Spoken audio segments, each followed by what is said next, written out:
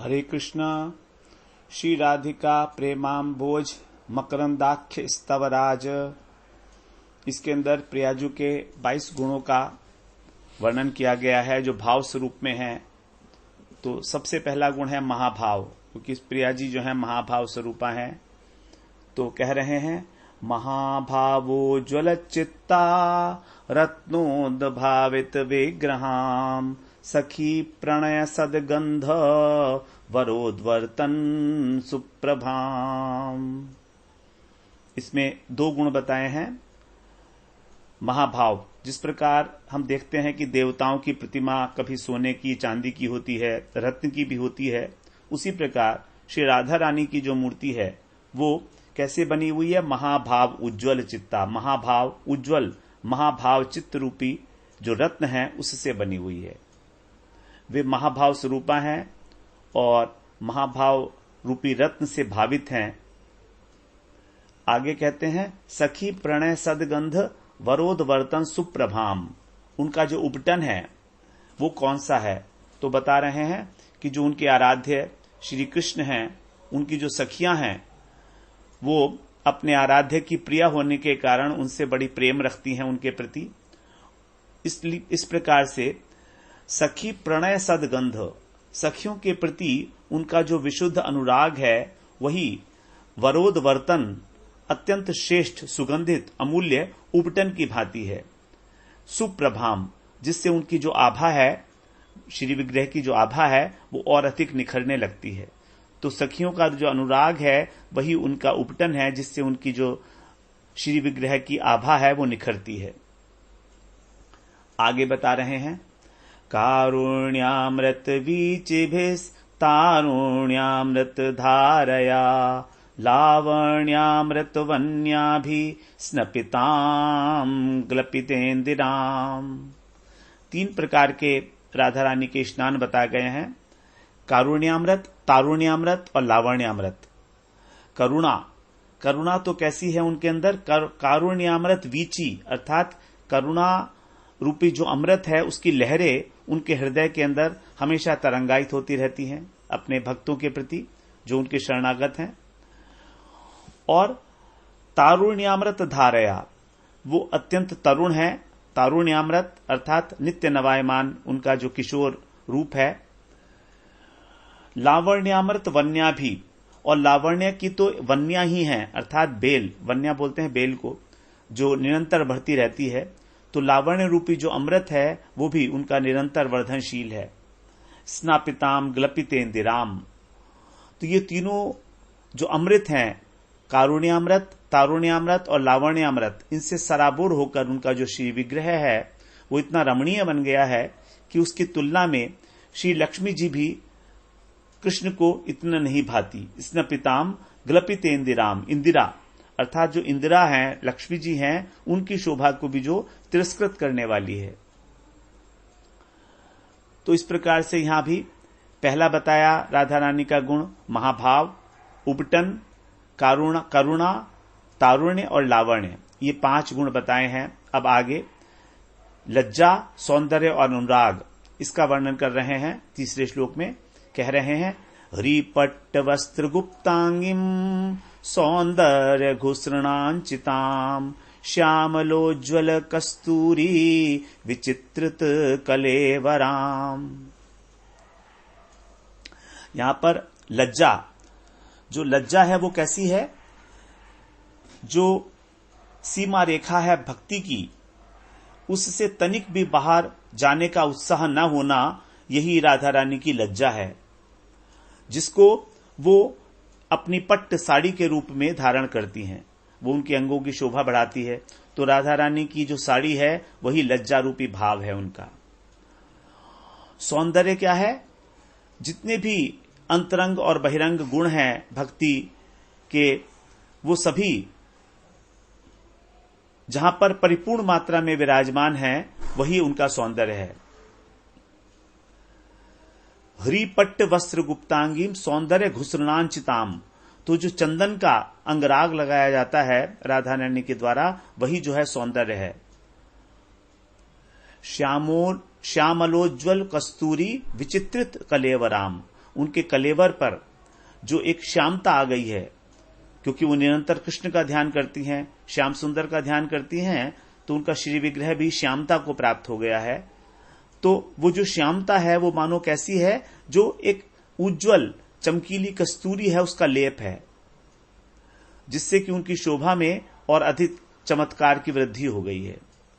तो यहां पर तीन प्रकार के, जो दो प्रकार के तो अंगराग बताए हैं और एक उनका पट्ट वस्त्र अर्थात साड़ी बताई है। तो साड़ी जो है वो लज्जा स्वरूपा है, उनका जो चंदन इत्यादि है वो सौंदर्य है, और जो कस्तूरी का लेप है वही अनुराग है।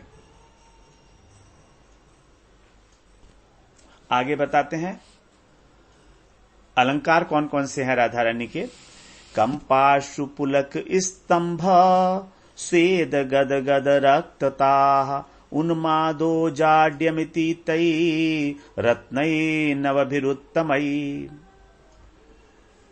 जो सात्विक विकार हैं, कंप, अश्रु, पुलक, स्तंभ, स्वेद, गदगद, कंठ का गदगद हो जाना, मुख इत्यादि जो अंग हैं उनके अंदर रक्तिमा का आ जाना, उन्माद और जड़ता। उन्माद का मतलब है जब व्यवहार किस प्रकार करना चाहिए इसका भी ज्ञान नहीं रहता, और मूर्छा, ये जो 9 विकार हैं, ये 9 जो रत्न हैं, यही जो हैं उनके अलंकार हैं।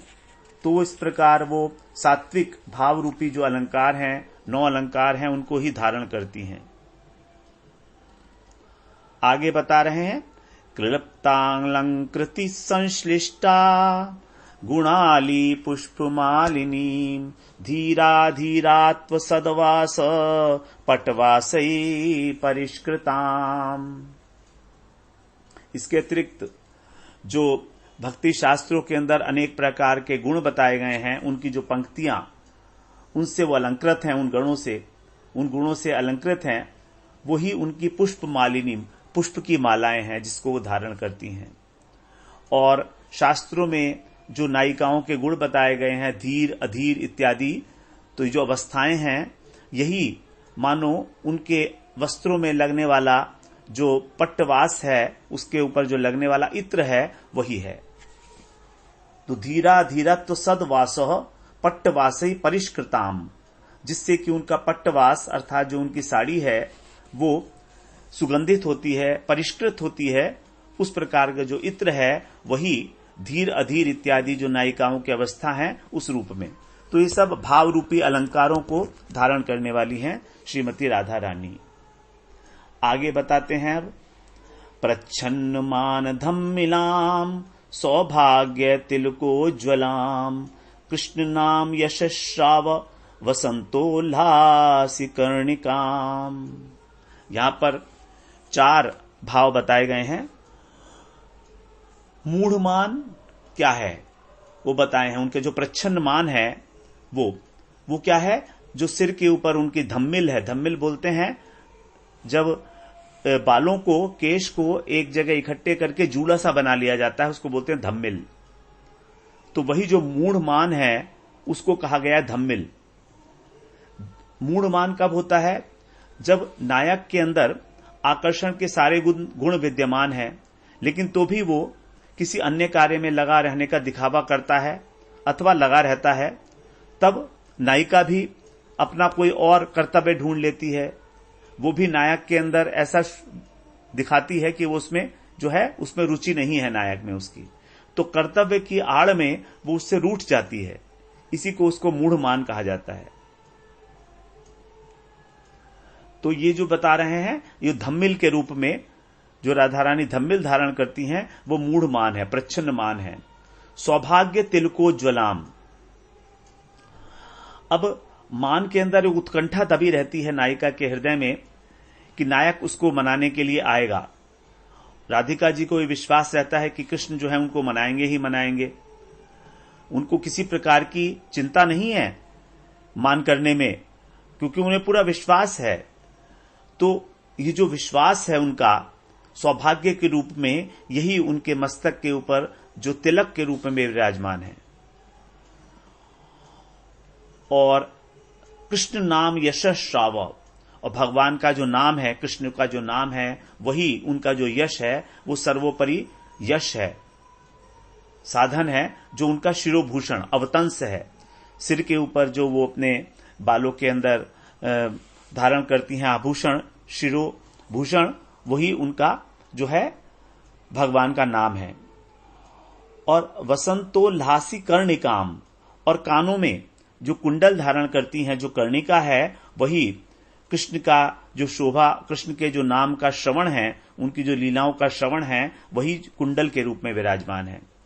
तो राधा रानी के जितने भी अलंकार हैं, वो भी सब जो हैं, जितने भी भाव हैं, जितने भी अलंकार हैं, वो सब संघनी शक्ति के साथ मिलकर और किसी न किसी रूप में राधा रानी के श्री विग्रह में, उनके हृदय के अंदर विराजमान होते हैं। ये सब संघनी शक्ति से मिलने के बाद वो एक सत्ता रूप हो जाते हैं। वो एक एब्स्ट्रैक्ट नहीं होते, वो रियलिटी में, फिजिकल रियलिटी में वो अपीयर होने लगते हैं, प्रकाशित हो जाते हैं। अब आगे 15वां बता रहे हैं, 15, 16 और 17वां। राग तांबूल रक्तौष्ठिम प्रेम कौटिल्य कज्जलाम नर्म भाषित निस्यंद स्मित कर्पूर वासिताम। अपने कृष्ण के प्रति उनके हृदय में जो अनुराग है, वही उनके होठों का जो लाल रंग है, वही है। जो तांबूल ग्रहण करती हैं स्वामिनी और उनका होठों का जो लाल रंग हो जाता है, राग तांबूल रक्तौष्ठिम। उनके हृदय के अंदर जो प्रेम के अंदर कुटिलता है, क्योंकि प्रेम को कहा गया है कि प्रेम का मार्ग हमेशा टेढ़ा है, सर्प की गति, वक्र गति है प्रेम की। तो जो कुटिलता है, वही उनके काजल के रूप में विराजमान है। अब जब काजल धारण करते हैं तो उससे नेत्रों की शोभा तो बढ़ती ही है, लेकिन जो दृष्टि है उसकी क्षमता भी बढ़ जाती है, उसकी देखने की शक्ति बढ़ जाती है। तो जो कुछ भी चीज देखने योग्य होती है वो दिखाई देने लगती है, अनदेखी नहीं रहती।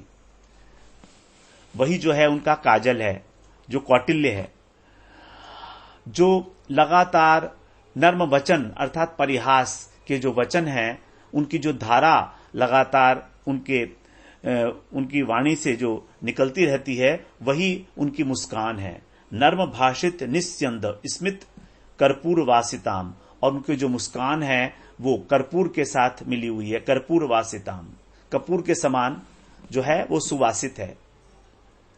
आगे कहते हैं, सौरभांतः पूर्वे पुरे गर्व पर्यंको परिलीलया निविष्टाम प्रेम वैचित्र्य विचलत तरलांचिताम। भगवान को भक्ति बड़ी प्रिय है, तो भगवान के प्रति जो उनकी भक्ति है, वो जो उसकी रमणीयता है, उसी को यहां कहा गया सौरभ। सौरभ की तुलना यहां पर अंतःपुर से की गई है, हृदय के अंदर, क्योंकि भक्ति का स्थान कहां पर है? हृदय में है। तो इस प्रकार के से सौरभांतः पुरे, सौरभ के अंदर जो अंतःपुर है अर्थात उनका जो हृदय है, उसके अंदर कृष्ण के प्रति जो उनका सेवा भाव है, सेवा प्रवृत्ति है, वो सौरभ है। गर्व परंको परिलीलया, और लीला करते हुए वे गर्व जो उनके हृदय के अंदर गर्व उत्पन्न होता है, वही मानो पर्यंक है अर्थात पलंग है। तो इस प्रकार से जो जिसके ऊपर लीलाएं करती हैं राधा रानी, वो पर्यंक है उनका। गर्व पर्यंको परि लीलया। अब निविष्टाम प्रेम वैचित्र्य, और उनके हृदय के अंदर ऐसा प्रेम जो कहीं और नहीं मिलता, जो प्रेम वैचित्र्य की स्थिति है, अर्थात प्रेमी के निकट होने पर भी जब ये अनुभूति होती है कि प्रेमी साथ में नहीं है, मिलन में भी जब विरह की अनुभूति हो रही है, इसी को कहते हैं प्रेम वैचित्र्य। ये प्रेम वैचित्र्य बड़ा विशेष है, प्रेम की बड़ी उच्च अवस्था है ये, जिसको प्रेम विलास विवर्त भी कहा गया है। तो जो प्रेम वैचित्र्य है, यही किस रूप में वो धारण करती हैं? विचलत तरलंचिताम, अर्थात उनका जो हार है उसके बीच में जो एक मणि है, जो चमचमाती हुई तरल, जिसको तरल बोलते हैं, चंचल, अत्यंत चंचल मणि है जो झिलमिला रही है, उस झिलमिलाती हुई मणि से उस प्रेम वैचित्र्य की तुलना की गई है। तो उसकी शोभा बड़ी अद्भुत है उस मणि की। तो प्रेम वैचित्र्य वास्तव में केवल राधा रानी के हृदय में ही, उनको ही अनुभव में होता है। महाभाव की उच्चतम अवस्था में प्रेम वैचित्र्य की अनुभूति होती है। फिर आगे बता रहे हैं, प्रणय क्रोध सच्चोली बंध गुप्ती कृतस्तनाम सपत्नी वक्त्र हृदच्छोचिषी यशः श्री कच्छपी रमाम। जब प्रणय होता है तो कोप भी होता है। तो उनका जो प्रणय कोप है वो बड़ा कठिन है, क्योंकि कृष्ण को उनको मनाना बड़ा कठिन लगता है। उसी प्रकार से बता रहे हैं कि जो वो अपने वक्षस्थल पर जो वो चोली बांधती हैं वही बड़ी कठिन है। भक्ति मार्ग में ज्ञान वैराग्य को कहा गया है कि ये तभी सुरक्षित होते हैं जब भक्ति है। तो भक्ति ही इनको बांधती है। अब यहां पर बताया है कि जो भक्ति है उसको सपत्नी वक्त्र हृच्छोषी यशः श्री कच्छपी रमाम। सपत्नी बोलते हैं सौत को। तो जो सपत्नियां हैं उस भक्ति के कारण उन सपत्नियों के जो मुख हैं और हृदय हैं बड़े उदास हो जाते हैं। इसका अर्थ है कि जो साधन भक्ति है उसकी तुलना में कर्म ज्ञान योग इत्यादि वो कहीं नहीं ठहरते हैं। तो ज्ञान वैराग्य जितने अनेक साधन हैं वो सब जो है भक्ति महारानी का ही मुंह देखते रहते हैं, बड़े उदास हो जाते हैं। आगे बताते हैं, मध्यतात्म सखी स्कंध लीला न्यस्त कराम्बुजाम श्यामाम श्याम स्मरामोद मधुली परिवेशिकाम। यहां पर अब कह रहे हैं मध्यता। मध्यता बोलते हैं समान दृष्टि, समान बुद्धि होना, समदृष्टि होना। तो जो तत्वदर्शी व्यक्ति हैं वो सभी जितनी भी घटनाएं हैं, सुख हो या दुख हो, उनको समान रूप से ही जो है स्वीकार करते हैं। जैसे गीता में कहा है, गुणा गुणेषु वर्तन्त इति मत्वा न सज्जते। अर्थात वो प्रिय और अप्रिय घटना को उस रूप में ना देखकर ये समझते हैं कि केवल गुण ही गुणों में बरत रहे हैं, इसलिए वो किसी के प्रति भी आसक्त या अनासक्त नहीं होते। एक तटस्थ भाव जो है वो रखते हैं। इसी को कहा गया है मध्यता। तो जो भक्ति है उसमें हमेशा भक्त मध्य भाव को धारण करता है। राधा रानी का जो हाथ है वो हमने देखा है कभी कभी वो अपनी सखी के ऊपर विराजमान होता है। तो उसी को कह रहे हैं मध्यतात्म सखी स्कंध लीला न्यस्त कराम्बुजाम। लीला करते हुए वो अपने एक हाथ को सखी के कंधे पर टिकाती हैं। इसका अर्थ है कि वो नित्य असंग हैं, किसी प्रकार की आसक्ति नहीं है। और दूसरे हाथ के अंदर उनके लीला कमल होता है, कराम्बुजाम।